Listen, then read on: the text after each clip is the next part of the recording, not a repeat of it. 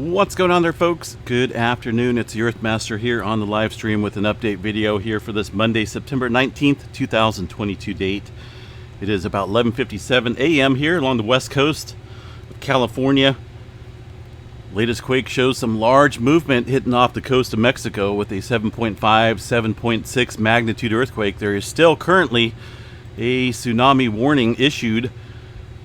Tsunami threat issued here by the tsunami.gov website as of 11:57 a.m. Still a threat. 7.6 magnitude earthquake. The latest statement here from the tsunami.gov website states that an earthquake with a preliminary magnitude of 7.6 occurred just a short time ago. Based on all available data, hazardous tsunami waves are forecast for some coast. Tsunami waves reaching 1 to 3 meters above the tide level are possible along some coast of Mexico. Other areas that could see less than 0.3 meters, a little rise, is Colombia, Costa Rica, Ecuador, El Salvador, and a couple of these other regions here on the bottom. There is currently a buoy out there in event mode. Let's go ahead and check out the National Data Buoy Center. Surprisingly, we got a hurricane out there as well. Unless it might be a tropical storm, but either way, kind of spinning off to the west. Here is a buoy in event mode. It is currently showing a little bit of water column height differences. Not a big one, just a very small signature listed on the meter map over here as far as the water column height goes. And a lot of times these earthquakes do trigger these tsunami buoys. But looking at the data here, it doesn't look like there's any major water height adjustment from this earthquake here. Stand by for a second. And that's basically the only one that I see out here. There's not a whole lot, but that's the only one I see out here in event mode currently, as far as the data goes here from the National Data Buoy Center. Now, this is all coming off of a 7.6 earthquake that struck off here just a short time ago into the it's definitely on land here. It's only 15 kilometers deep. It's pretty shallow, but it is out kind of the northern end of the Middle America Trench area off the coast of Mexico. They do get some pretty large earthquakes. Actually, it looks like they've done a little bit of adjustment here. They put this earthquake inland over land at 15 kilometers, and I believe this has been reviewed by a specialist, a geologist, reviewed, and everything should stand as it is right now. There's no summary yet as far as what happened, where it struck at, and the exact reasons why as far as the plate dynamics go. But a lot of times the USGS will put a summary here on the bottom. They're currently probably working on it. Now, this earthquake is the 7th earthquake this year so far of 7.0 and greater, and that means it tied the record here for the first as far as the strongest goes. The 7.6 struck in Papua New Guinea on the 10th, and of course today we got the 7.6 here in Mexico. One of the strongest quakes to kick up this year so far. 7 of them, 7.0 earthquakes so far this year. Just a little bit of info there on that map.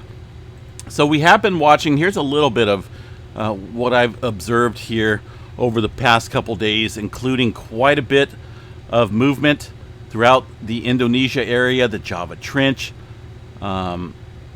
mostly confined in an arrow fashion here across this region.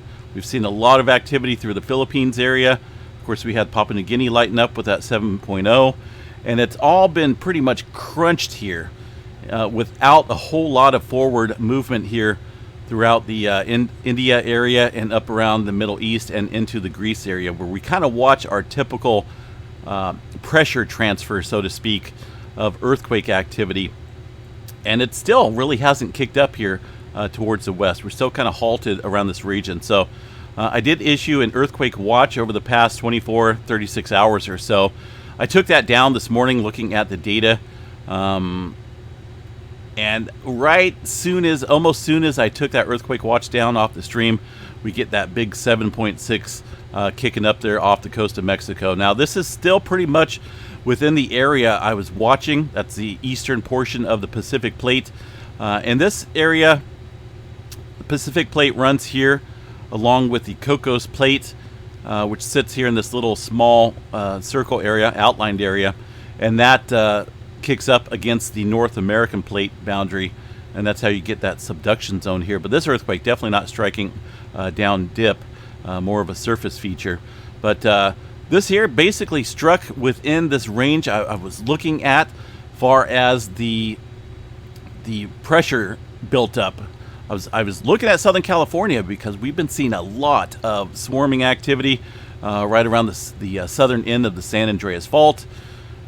But a little bit further south than I had expected. Either way, that's a pretty big earthquake, folks. I mean, you know, one likes to hope that we can one day predict earthquakes 100%. That way we could save lives, right?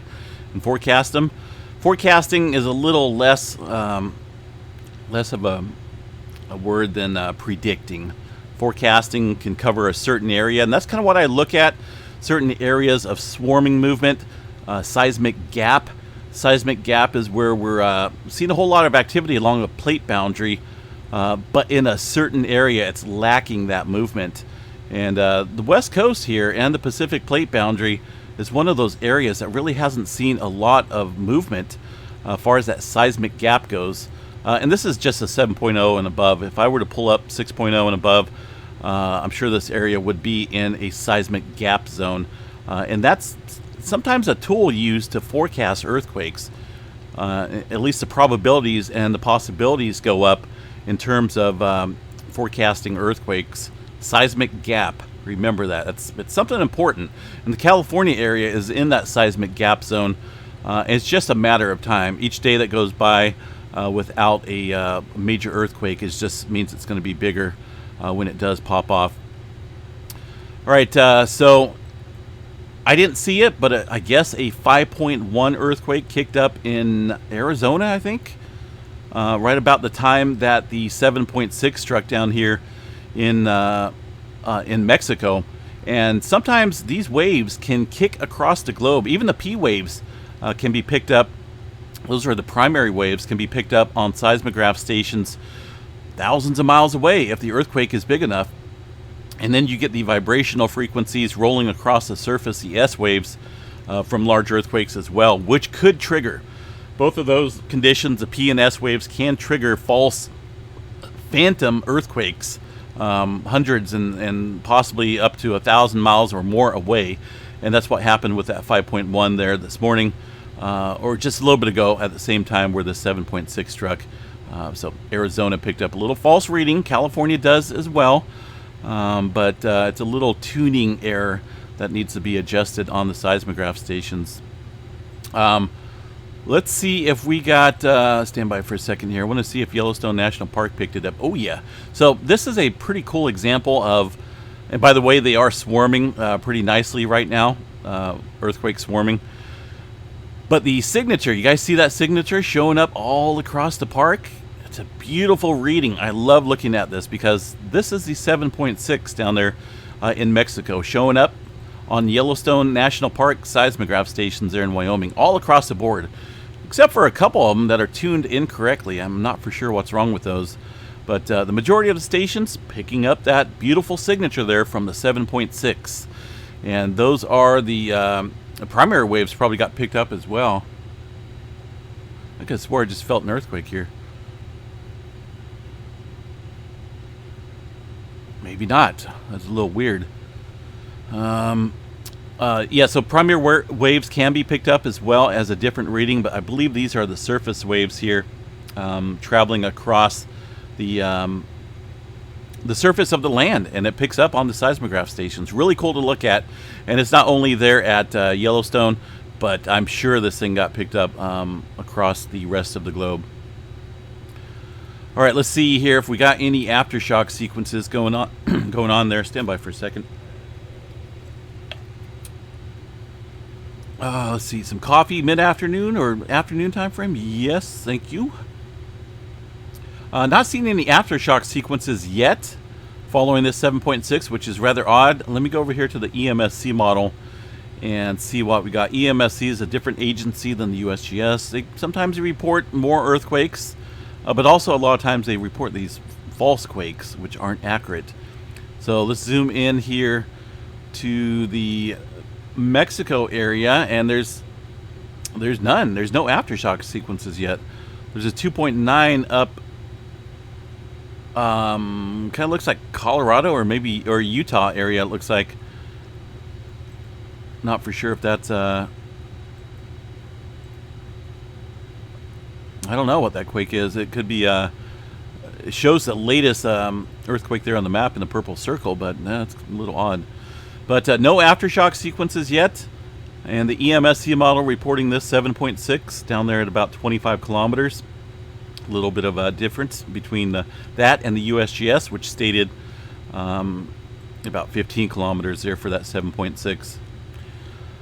Let's look at the no summary yet. Looks like quite a few folks inland reported feeling this earthquake away from the epicenter. Not for sure what the population density is here right over the land, but I'm sure there's quite a bit of damage from that earthquake being so shallow. Reports felt well inland for some light to moderate shaking. Let me see what we got down here for population density. I think this is a pretty lucky area because it occurred out there around the mountains. It looks like a little community down here or village, but no major cities within, at least it looks like about 30 miles or so. I'm not too familiar with this area as far as the population density goes. USGS showing population density map right here. Not a whole lot. Up north, yes. Further east, yes as well. And down south. So we got these guys got lucky here with far as any major population density on that map. The U.S. hazard map, not going to show anything up here. But these guys do get quite a few earthquakes here, folks. Historically, Middle America Trench there is a hot spot of plate movement, and there's been some big ones out there. 6.0, 7.0s in this area historically, but recently, as far as like last year or so, I don't believe we've seen anything. Can't remember the exact slip rate here, accumulated slip rate for this region, but I'm sure it's somewhat high. And it is in an area that does see quite a bit of movement. So we'll watch. There's a couple things to watch for right now. I'm still thinking that we need to be on guard here along the west coast, possibly South America region as well. I'm not seeing any further westward activity that I look for that could be a sign of some a little bit of a relief out here for this region, and no aftershocks. That's a little odd. At least none being reported currently. All right, let's take a look around here real quick, see what we got. I know Taiwan's been rocking and rolling like crazy over the past 7 days. This is last 7 days map showing that 7.0 in the Vanuatu area. Of course, we had some further movement around Papua New Guinea and the Java Trench, some large earthquakes there as well. And this is a map to look at when it comes to kind of the seismic gap wording that I like to use here, far as no activity. Let's go 30 days, 4.5 and above. We'll take a look at this. So Mexico up here has been relatively quiet within that zone. See that, the Middle America Trench area? It does extend down here a little bit. This is the plate boundary of the North American and the Cocos plate. So Middle America Trench kind of sits... it kind of extends up there slightly up into this region. We do get some deeper earthquakes in this area as well. But that zone hasn't seen nothing in the last 30 days at all. Seismic gap area. And one area I'm kind of watching too. But look at the west coast. I mean, I'm not for sure what's going on there. I don't know if it's completely fused together or what. But the west coast is only... we only seen one 4.5 off the coast of Northern California in the last 30 days. And this is a major plate boundary. I mean, I don't know what's going on. I think things are getting a little too quiet for California. The Aleutian Trench up here as well. Not a whole lot of movement along the North American and the Pacific Plate boundary. We did have a 4.8 up around the Fairbanks area. This one coming in yesterday, which was felt over the area. But man, these seismic gap zones here along the Aleutian Trench and the North American Plate boundary and the Pacific Plate, just it's sticking out like glue, sticking out like a sore thumb, I mean. So we'll definitely continue to watch that area in terms of seismic gap. And a lot of areas have filled in over here. But the these white circles up here indicating the most older movement. This is the Kuril-Kamchatka Trench. And yeah, we've seen some 4s, and it looks like a 5 down south. But far as large-scale activity, this area has not seen it.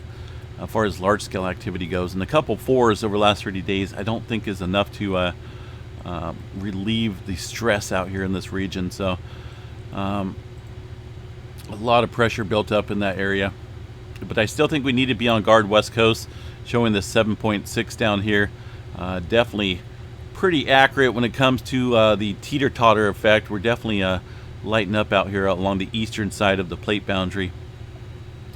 All right, let's see. Let's get back to Yellowstone here. Just going to make this a complete update video. Got a 3.1 coming in a couple minutes ago off the coast of North Island, New Zealand. So things kind of lighten up down there. Yellowstone National Park has been swarming here for the past couple days, actually the past couple weeks. Notice all these spikes listed on the map. Those are all earthquakes. We did see a 3.9 earthquake here yesterday, I believe. Let's go back to yesterday's time frame. Yeah, that's going to be the 3.9 right here. That seemed to have kicked off a pretty significant swarm here at Yellowstone. And it's just been ongoing all day yesterday. And if you go back to right now, today's map, it's continuing well into today. We'll see what happens after the 7.6. See if it died down or stirred back up. But looking at the map here, I can already see that earthquake activity in the shadow, the seismic shadow, so to speak, of that 7.6. I can see some localized activity there. But we'll watch it and see how it goes today for this area. Either way, a couple hundred earthquakes over the last couple days. As far as it showing up on the USGS map, I'm sure they're pretty busy right now. Here's the one-day all magnitudes map, and well, they only want to throw up about 21 epicenters of earthquakes out here. And I can guarantee you, there's probably at least 21 within maybe one or two of these lines. And when you count up the total tally, there's probably maybe 200 or more earthquakes that have occurred over the last couple days. So they're reporting them, but they're just not reporting all the super small ones, I don't think. Looks like a 2.3, the largest they want to throw in there so far within this little swarm. But there's many, many more earthquakes to add onto the map, guys. Let's see what we got here as far as the rest of the activity goes. West Coast kind of lighten up a little bit as well outside of San Francisco, 1.9. This one coming in onto the Hayward Fault, or I believe this is the, let me go in here. California is riddled with faults, let me tell you. We've got the Calaveras Fault Zone. I thought it extended a little bit more here, but it looks like it's off of a separate fault, the Concord Fault. A couple different fractures here on the North American side of the plate boundary, which is right here in this red line, the San Andreas Fault. The swarming that we were looking at here on the North American side of the plate boundary has kind of died off. But over the last couple days or so, there's been a pretty good swarm of earthquakes near thermal California, and some crazy depths there as well all over the place between shallow and deep. And that's a good indicator there of some major fault movement. But no main quake yet within that area. I think the largest one we've seen, let's check this out, is a 3.5. A couple, it looks like another 3 in there as well, and some 2s. But that kind of had me a little bit nervous because it is just off the southern branch of the San Andreas Fault, which sits less than 10 miles here to the southwest. And this is the fault system that could produce an 8.1. Now, a lot of times, when we look at this activity occurring parallel with the San Andreas Fault, that's a good indicator of everything being locked up here and transferring pressure to these little fault systems that sit just a few miles off of the main branch here, off of the main plate boundary. It's a good sign and good indicator of some stress up here on this plate boundary itself. We see that a lot, that low pressure transfer to nearby fault systems, and that's kind of what we're looking at, some swarming. Whenever we see that swarming activity here parallel with a major locked plate boundary, that's something to watch. But right now, looks like only a couple small earthquakes, mostly overnight. We did have one this morning, a 0.9, a little bit further, closer to the San Andreas Fault there. All right, folks, I'm going to jump off here. It could be a busy day. I got a busy day here as well with a lot of schoolwork and whatnot. But I will be watching the live stream, and if anything major happens, we will be back. Let's give a quick check here of the tsunami.gov website once again.